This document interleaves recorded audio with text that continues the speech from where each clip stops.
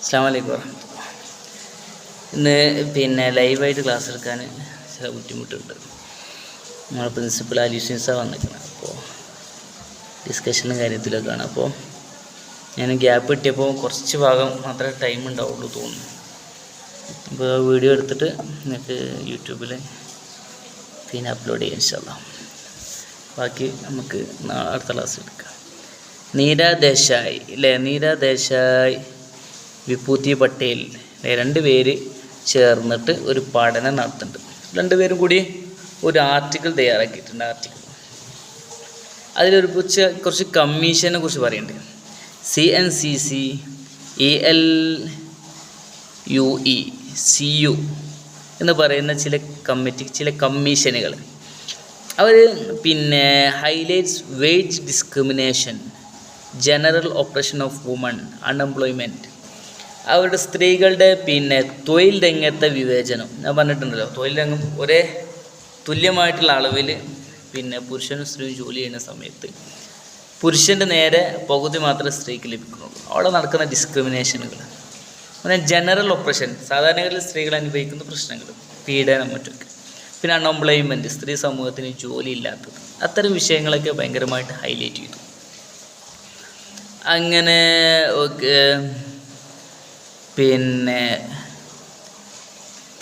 Policy makers, അതായത് ഒരു policy ഉണ്ടാക്കുന്ന ആളുകൾ, ഗവൺമെൻറ്റിൻ്റെതായാലും സമൂഹത്തിൻ്റെതായാലും പോളിസി ഉണ്ടാക്കുന്ന ആളുകൾ, അതോടൊപ്പം തന്നെ സോഷ്യൽ സയൻറ്റിസ്റ്റുകൾ, സാമൂഹ്യ ശാസ്ത്രജ്ഞന്മാരൊന്നും not aware of woman issues.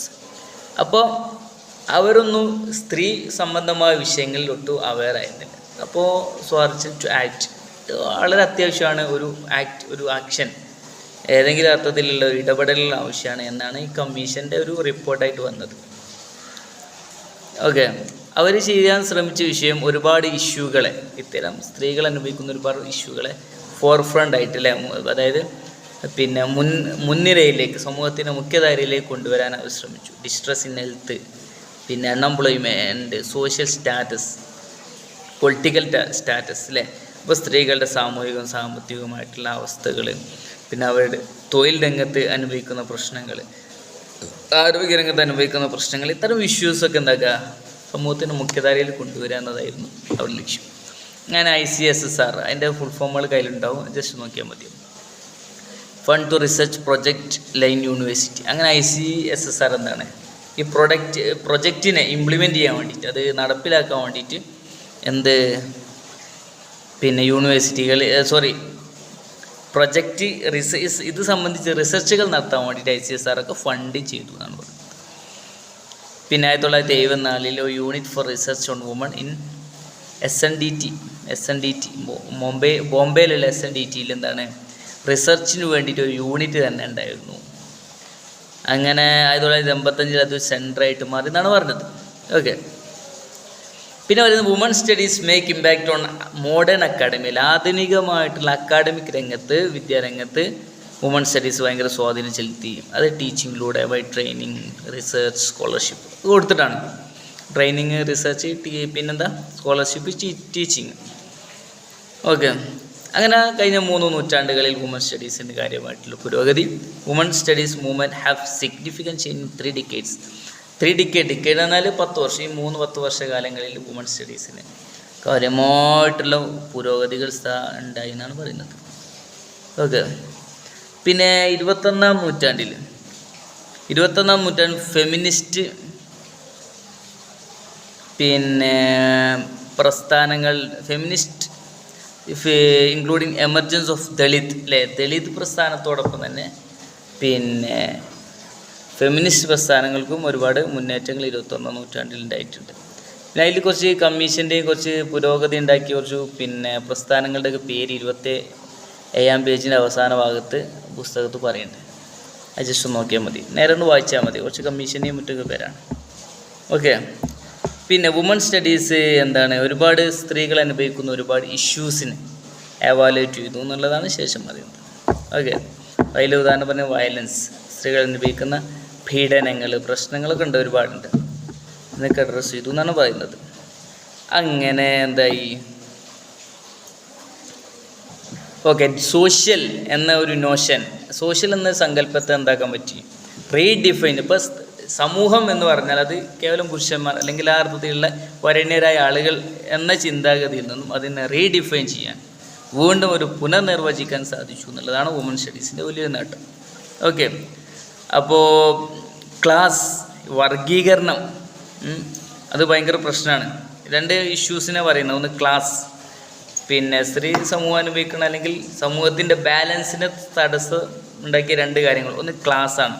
Class എന്ന് പറഞ്ഞാൽ പിന്നെ ജെൻഡർ, കാസ്റ്റ്, എത്തിനിസിറ്റി അല്ലേ?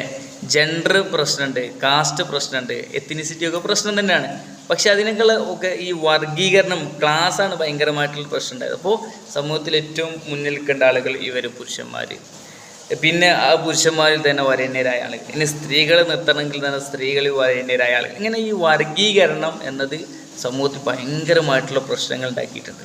ജെൻഡർ വിഷയമായാലും പിന്നെ കാസ്റ്റ് വിഷയങ്ങളായാലും എത്തിനിസിറ്റി വംശ വിഷയങ്ങളായാലും ഇതൊക്കെ ക്ലാസിൻ്റെ ഒരു എന്താണ് ഒരു പിന്നെ ബൈ പ്രൊഡക്റ്റ് ആണെന്നാണ് പറയുന്നത്.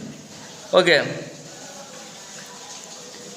രണ്ടാമത്തത് ഈ ക്ലാസ്സിലൂടെ എന്താണ് വുമൺ ഒപ്രഷനൊക്കെ യഥാർത്ഥത്തിൽ സംഭവിപ്പോൾ പുരുഷൻ ഒരു ആധിപത്യമുള്ള ആളാണ് എന്ന അർത്ഥത്തിൽ വരികയാണെങ്കിൽ സ്ത്രീയെ അടിച്ചമർത്താനുള്ള ഒരു ലൈസൻസ് അവർക്ക് ലഭിക്കുന്നു എന്നുള്ളതാണ്. പിന്നെ ഡെവലപ്മെൻറ്റ്, രണ്ടാമത് പറഞ്ഞ പുരോഗതി, ഡെവലപ്മെൻറ്റ്. അപ്പോൾ രണ്ട് ഇഷ്യൂസ് സമൂഹത്തെ ബാധിച്ചു. ഒന്ന് ക്ലാസ്, രണ്ട് ഡെവലപ്മെൻറ്റ്. ഡെവലപ്മെൻറ്റ് എന്താ പ്രശ്നം?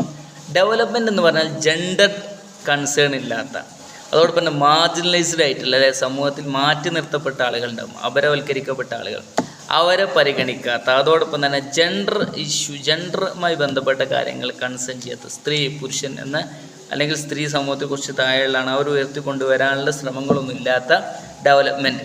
അത്തരം ഡെവലപ്മെൻറ്റ് സമൂഹത്തിൽ ഒരുപാട് പ്രശ്നങ്ങൾ ഉണ്ടാക്കിയിട്ടുള്ളൂ എന്നാണ് അവർ പറയുന്നത്. ഓക്കെ, പിന്നെ woman studies focus on equity and inclusiveness. അപ്പോൾ സ്വാഭാവികമായിട്ട് വുമൺ സ്റ്റഡീസ് സമത്വം, അതോടെ ഇൻക്ലൂസീവ്നെസ്, എല്ലാവരെയും ഉൾക്കൊള്ളുക എന്ന ഒരു ആശയത്തെയാണ് വുമൺ സ്റ്റഡീസ് മുന്നോട്ട് വെക്കുന്നത്. മനസ്സിലായില്ലേ? അപ്പോൾ സ്ത്രീകളെ അല്ലെങ്കിൽ മാർജിനലൈസ്ഡായ ആളുകളെ അങ്ങനത്തെ ആളുകളൊക്കെ മാറ്റി നിർത്തുന്നതിന് പകരം എല്ലാവരെയും ഇൻക്ലൂസീവ് ആയിട്ടുള്ള ഒരു പുരോഗതിയാണ് വുമൺ സ്റ്റഡീസിൻ്റെ ലക്ഷ്യം. ഓക്കെ,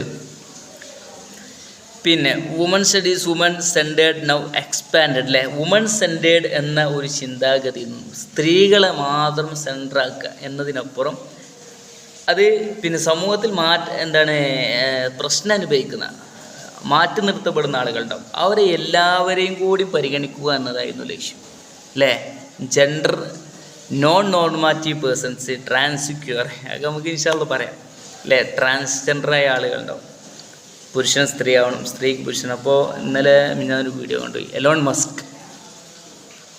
മസ്ക് എന്നാ അദ്ദേഹത്തിൻ്റെ മകൻ പിന്നെ മകളായി, പിന്നെ കോവിഡിൻ്റെ സമയത്ത് മകന് മകളാവണമെന്ന് പറഞ്ഞു, പിന്നെ എന്തൊക്കെയോ പ്രശ്നങ്ങൾ സംഭവിച്ചു, സ്വാഭാവികമായിട്ട് ശസ്ത്രക്രിയയും മറ്റു നടത്തിയ പ്രശ്നങ്ങൾ സംഭവിച്ചു, കുട്ടി മകൻ മരിച്ചുപോയി.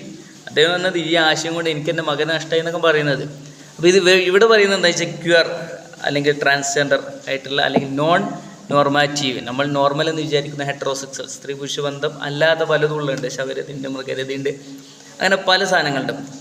അങ്ങനത്തെ ആ അർത്ഥത്തിൽ ലൈംഗികമായിട്ടുള്ള വൈകല്യമുള്ള ആളുകൾ, വൈകല്യം നമുക്ക് പറയാം, അവരും അറിയില്ല, വൈകല്യമുള്ള ആളുകളെ മുഴുവൻ എന്താക്കി വുമൺ സ്റ്റഡീസ് അവരെയും കൂടി സെൻറ്റർ ചെയ്തുകൊണ്ട്, അവരെയും കൂടി കേന്ദ്രീകരിച്ച് വുമൺ സ്റ്റഡീസിൻ്റെ ഏരിയ ഒന്ന് എക്സ്പാൻഡ് ചെയ്തു, വികസിപ്പിച്ചു എന്നാണ് പറയുന്നത്.